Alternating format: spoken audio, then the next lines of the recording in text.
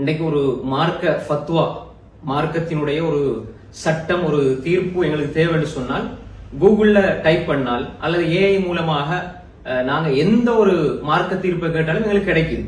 அப்ப இதை ஏஐ மூலமாக பெறுகிற ஃபத்வாக்களை அதுல நாங்க ஃபத்வாக்களை பெற்று அமல்படுத்தலாமா என்று சொல்லி பலருக்கு சந்தேகம் இருக்குது.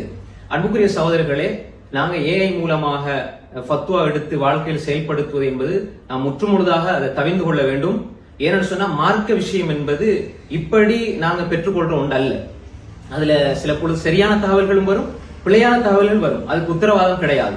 அப்ப எனவே மார்க்க விஷயங்களை எப்பயுமே நாங்க யார்கிட்ட இருந்து எடுக்கிறோம் என்பதில் கவனமாயிருக்கணும். இப்னு சீரின் ரஹ்மத்துல்லாஹி சொல்றாங்க, இன்னஹாதல் இல்ம தீனுன் ஃபந்துரு அம்மன் தஅஹுதுன தீனக்கும். இமாம் முஸ்லிம் சஹீஹ் முஸ்லிமுடைய முன்னுரையில் எழுதியிருக்கிறாங்க, இந்த மார்க்க அறிவு என்பது, மார்க்கத்தினுடைய கல்வி என்பது அது மார்க்கம்.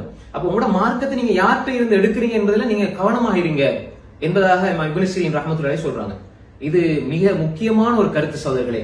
இன்றைக்கு நாங்க என்ன செய்யறோம், லேசுக்காக வேண்டி எங்கட சோம்பேறித்தனத்தால உடனே அடிக்கிறோம், வாரத அமல் செய்யறோம், வாடதை பின்பற்றோம்.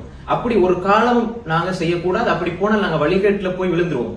எந்த ஒரு மார்க்க விஷயமாக இருந்தாலும் நம்ப தகுந்த குர்ஆன் சுன்னா அடிப்படையில் பேசுகிற ஆதாரத்தின் அடிப்படையில், புகாரில வருது, முஸ்லிம்ல வருது, திருமிதியில வருது, எத்தனாவது ஹதீஸ், இதன் அறிவிப்பாளர் சஹீஹானது, இந்த சட்டத்தை இத்தனை அறிஞர்கள் சொல்றாங்க, இப்படி ஆதாரபூர்வமாக பேசக்கூடிய, ஆதாரபூர்வமா குர்ஆன் சுன்னாவை முன்னிலைப்படுத்தி பேசக்கூடிய நம்ப தகுந்த அறிஞர்களை தான் நாங்க ஃபத்வா எடுக்கணுமே தவிர நாங்க ஏஐ மூலமாக அல்லது கூகுள்ல டைப் பண்ணி அல்லது வாட்ஸ்அப்ல வர மெசேஜ்கள் அல்லது பேஸ்புக்ல வர மெசேஜ்களை வச்சு நாங்க ஃபத்வாக்கள் எடுக்கக்கூடாது. இந்த விடயத்தில் நாம் கவனமாக இருந்து எங்களோட ஈமானை பாதுகாத்துக் கொள்ள வேண்டும். அஸ்ஸலாமு அலைக்கும் வரஹ்மத்துல்லாஹி வபரகாத்துஹு.